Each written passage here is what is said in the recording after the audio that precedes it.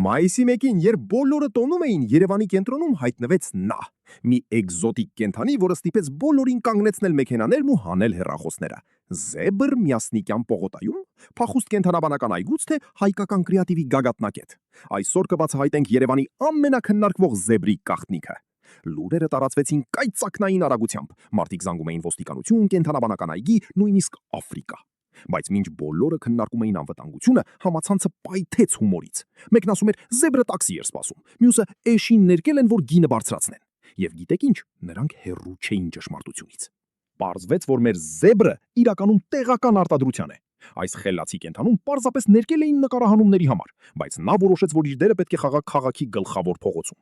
Կենդանաբանական այգին էլ հանգստացրեց բոլորին։ Իրենց զեբրերը տեղում են եւ ոչ մի տեղ չեն շտապում։